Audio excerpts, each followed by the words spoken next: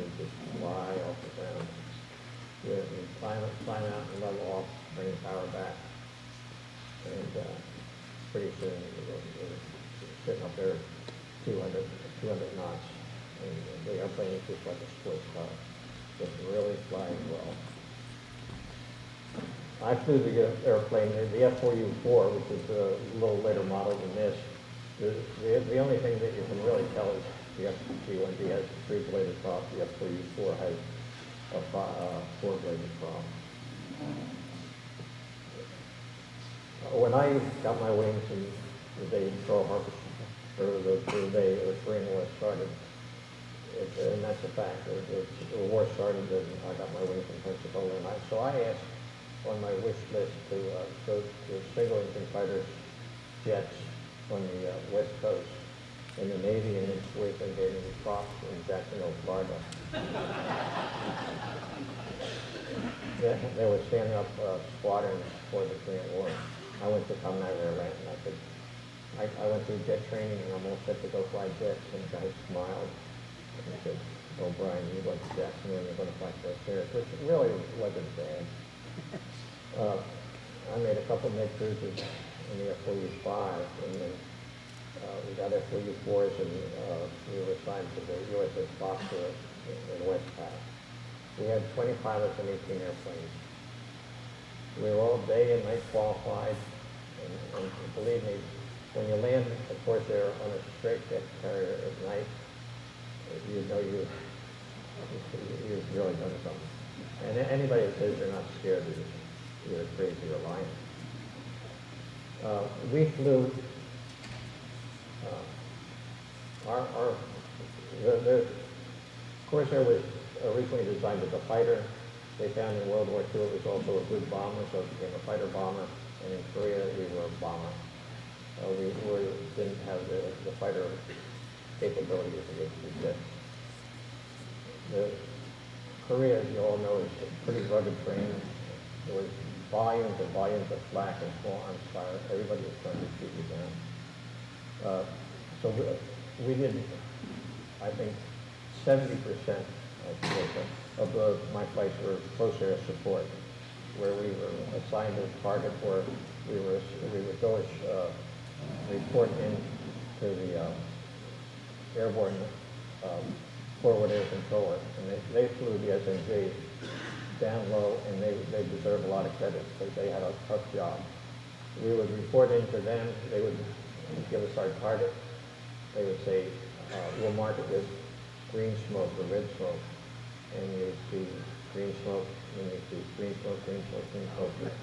Those rascals were listening to us, and they were ready to confuse us.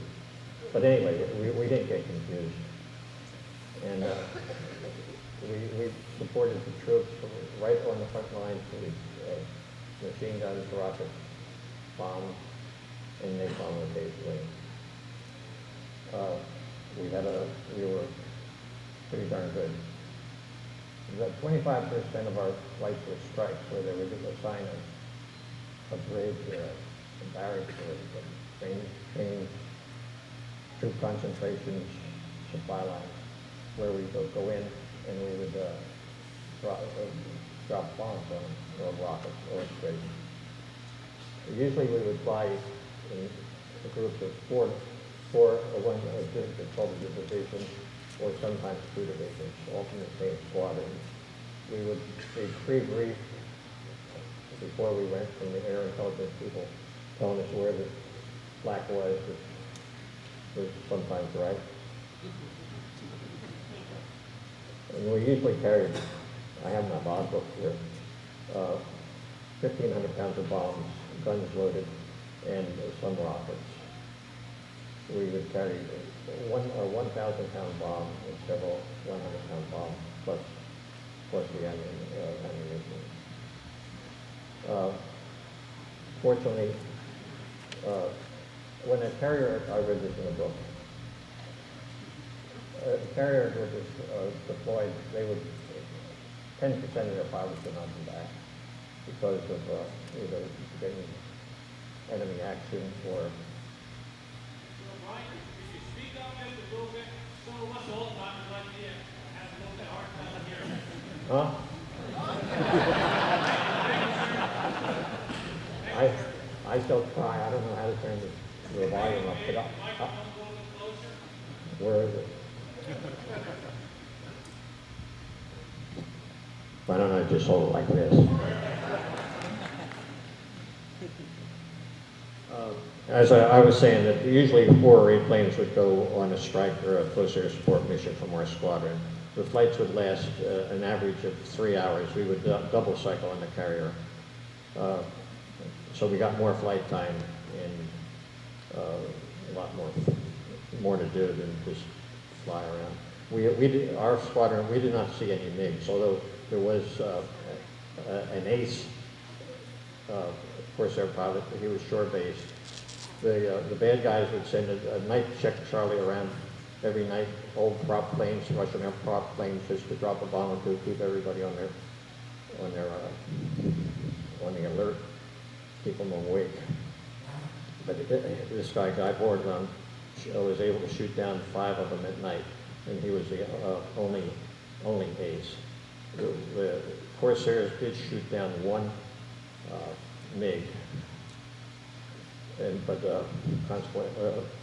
subsequently he got shot down on the same flight. He survived. This was not, during World War II, it was a great fighter against the Zero. It could, the ratio was 11 to 1. We shot down 11 airplanes for every one that we lost. So it was a good fighter in those days. But in Korea, we had the bombing. We were bombers. Some of the flights out there we were very busy. During the last days of the war, everybody wanted to keep the status quo. The North Koreans were quite active. So on normal operations, you would not fly every 3rd or 4th day where they would replenish. They got to be where they were replenishing at night, and they would fly in the daytime. So it was 24/7 for the ship for months on end.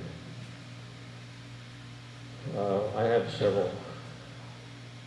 I didn't get shot down, but I had some damage. Most of the damage was caused by small arms fire when we would get down low. And of course, when we were doing the bridges and stuff like that, we would see this anti-aircraft come up and the big orange balls with the by your wings. And that wasn't too bad, but then you think, well, gee whiz, there's six of them that I don't see for everyone I do see, which kind of sobers you up. I was young. I was 22 or 23. And I really was having a ball. I'm a lot smarter now. I remember one flight where I was number 6 or 7 of the, I was tail end zone, as I usually was. And we were going down on the bridge, and I could see 1, 2, 3, 4, 5. Nobody was shooting at me. And as soon as I started down, the whole world opened up on me. I think they were tracking the other ones so that when the last guy came in, they would get him. Fortunately, they weren't very good. And I hope I was better with what I dropped on them. But if you have any questions, we're going to start the TBM here in about 5 minutes. And I'm sure you're all going to want to see him take off. He's going over to George Bush and fly over that. George Bush Sr. was shot down in that type of airplane. And his 2 crewmen were lost, but he survived and was picked up by a submarine. So if anybody has any questions about the Corsair or what we did, or if I can answer them, I will, and if I can't answer them, I'll probably fake it. So anybody, go ahead.